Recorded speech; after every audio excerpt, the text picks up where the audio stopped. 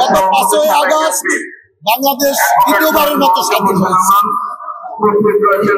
গত 17 বছর একটি ফ্যাসিস্ট সরকার, শেখ হাসিনার সরকার, এদেশে স্বৈর শাসন তৈরি করেছে। এদেশের সকল প্রশাসনিক যন্ত্রকে ধ্বংস করে দিয়েছে। এখন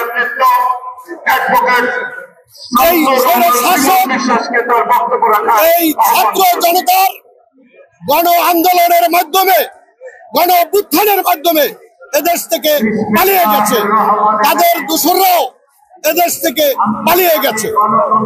এখন আমি বিএনপির একজন কর্মী হিসাবে বলতে চাই, বিএনপির ভারপ্রাপ্ত চেয়ারম্যান দেশনায়ক তারেক রহমান ইতিমধ্যে বারবার বলেছে এই দেশকে পুনর্গঠন করতে হবে।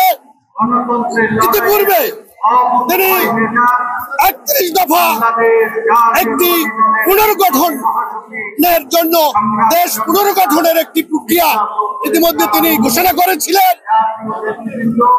অ্যাকচুয়ালি সেভাবেই দেশ পুনর্গঠন হবে, হয়তোবা প্রয়োজন হলে আরো 2-1টি জায়গায় পুনর্গঠন করা হবে। বর্তমান যে অন্তর্বর্তীকালীন সরকার, এই সরকার একটি অনির্বাচিত সরকার। এই সরকারের দায়িত্ব হবে নির্বাচনের জন্য যেই সংস্কার প্রয়োজন করা দরকার শুধু সেগুলি সংস্কার করে তিনি একটি সুস্থ সুন্দর নির্বাচন উপহার দেবেন। সেই নির্বাচনের মাধ্যমে একটি গণতান্ত্রিক সরকার রাষ্ট্র ক্ষমতায় আসবে।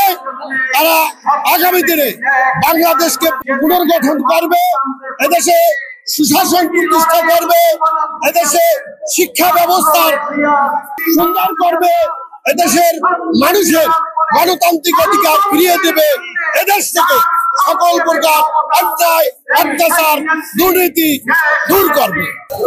বিসমিল্লাহির রহমানির রহিম। যশোর ঢাকা মহানগর দক্ষিণের পক্ষ থেকে আন্তরিক শুভেচ্ছা, অভিনন্দন। আসলে স্বৈরাচারী ফ্যাসিস্ট শেখ হাসিনাকে ছাত্র জনতার আন্দোলনের মধ্য দিয়ে বিদায় করা হয়েছে। বাংলাদেশে আমরা চাই সুন্দর শান্তিপূর্ণ পরিবেশ, দুর্নীতিমুক্ত বাংলাদেশ। আমরা চাই আইনের শাসন। আমরা চাই বাংলাদেশের প্রতিটি মানুষ সুষম বন্টন, নাগরিক অধিকার এবং বৈষম্যমুক্ত পরিবেশ বজায় থাকুক। ইনশাল্লাহ সুন্দর একটি নির্বাচনের মাধ্যমে আগামী দিনে বাংলাদেশের জাতীয়তাবাদী দল সরকার গঠন করবে। আসলে অন্তর্বর্তীকালীন সরকার, তাদের কাছে আমাদের প্রত্যাশা হচ্ছে তারা সুন্দর একটি নির্বাচনের মধ্য দিয়ে বাংলাদেশের গণতান্ত্রিক সরকারকে বহাল করবে এবং এই সরকারের আমরা এখনো পর্যন্ত কোনো দুর্নীতি পাইনি এবং আশাবাঞ্জক